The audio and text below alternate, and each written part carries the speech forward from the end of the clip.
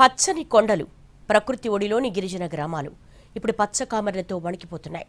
నీటి కాలుష్యం కారణంగా చదువుకోవడానికి వచ్చిన చిన్నారులు ప్రాణాలు విడుస్తున్నారు. ఫలితంగా ఏజెన్సీలో మరణ మృదంగం మోగుతోంది.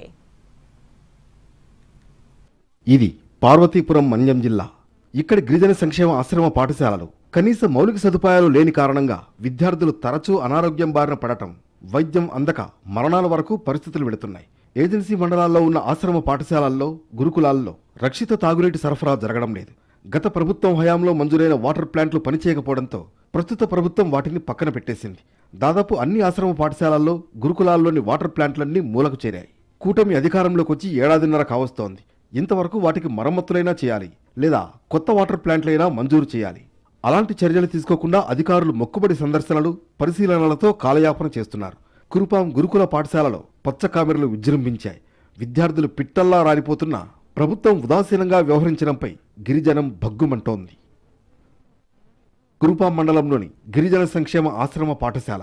ఇక్కడ పువ్వుల అంజలి, తోయాక కల్పన అనే ఇద్దరు విద్యార్థులు పచ్చ కామెరల బారిన పడి ప్రాణాలు కోల్పోయారు. పాఠశాలలోని మరికొంతమంది విద్యార్థులు ఇప్పటికీ ఆసుపత్రుల్లో ప్రాణాలతో పోరాడుతున్నారు. 196 మంది విద్యార్థుల్లో హెపటైటిస్ A, B లక్షణాలు కనిపించాయి. 65 మందిని అత్యవసరంగా విశాఖపట్నంలోని కింగ్ జార్జ్ ఆసుపత్రికి తరలించారు. ఈ విపత్తు వెనుక కాలుష్య నీటి వినియోగం, వంటశాలల్లో శుభ్రత లేకపోవడమే ప్రధాన కారణాలుగా మారాయి.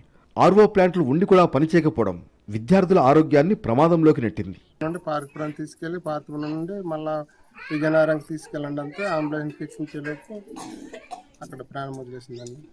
వారు చూసి ప్రాణం పోయింది, మరి అతనికి మరి మీరు చేయలేము అనేసి చెప్పారండి. ఇటీవల మన్యం జిల్లాలో పర్యటించిన విపక్ష నేత జగన్ బాధిత విద్యార్థులను పరామర్శించారు. విద్యార్థుల మరణాలకు ప్రభుత్వం నిర్లక్ష్యమే కారణమని మండిపడ్డారు. ఇవి ప్రభుత్వ హత్యలే అని, మృతుల కుటుంబాలకు పరిహారం చెల్లించాలని డిమాండ్ చేశారు. ఇప్పటికే వైసీపీ నుంచి మృతుల కుటుంబాలకు 5 లక్షల చొప్పున సాయం అందించారు. కుటుంబాలకు అండగా ఉంటామని భరోసా కల్పిస్తున్నారు.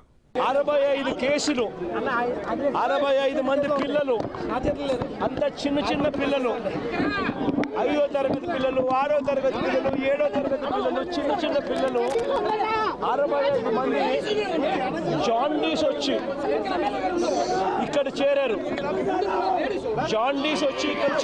65 మంది పిల్లలు ఒకే స్కూల్ నుంచేనంటే అక్కడికి వెళ్ళి పిల్లల్ని అడిగిన, ఆ పిల్లల తల్లిదండ్రులను అడిగిన ప్రతి ఒక్కరూ చెప్పేది ఏమిటి అనంటే నీళ్లు బాగలేవు.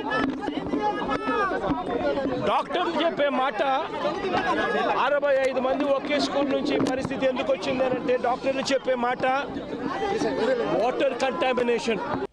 మిగిలిన విద్యార్థులు అనారోగ్యం బారిన పడకుండా తగిన చర్యలు తీసుకోవాలని గిరిజన సంఘాల నేతలు డిమాండ్ చేస్తున్నారు. పాఠశాలల్లో నీటి మానిటరింగ్ వ్యవస్థలు, తరచూ ఆరోగ్య పరీక్షలు, హాస్టల్స్ లో మెరుగైన శుభ్రత ప్రమాణాలు ఉండేలా చూడాలని కోరుతున్నారు. ప్రభుత్వం వచ్చిన తర్వాత మొట్టమొదటి సంతకం ఏఎన్ఎంఎల్ అపాయింట్ చేస్తానని గిరిజన సంక్షేమ శాఖ మంత్రి గారు సంతకం చేసామని ప్రకటన చేశారు. కానీ ఈవేళ వరకు అప్పటి నుంచి చూస్తే రోజు సంవత్సరంన్నర అయిన పాలన చేస్తూ ఎక్కడ కూడా ఈ చావులు అనే మరణాలు కంటిన్యూ అవుతున్నాయి తప్ప ఎక్కడ ఆగిన సందర్భాలు లేవు. మేము అధికారంలో రాగానే ఏఎన్ఎం పోస్టులు భర్తీ చేస్తాం, వాళ్ళకి మెరుగైన వైద్యం అందిస్తాం, నెలకొకసారి చెకప్ చేస్తామనేసి చాలా గొప్పగా చెప్పుకున్నారు.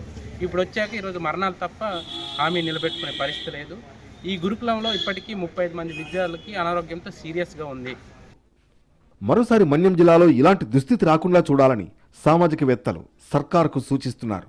పాఠశాలల్లో తగిన మౌలిక సదుపాయాలు కల్పించి చక్కగా చదువుకునే అవకాశాన్ని కల్పించాలని కోరుతున్నారు.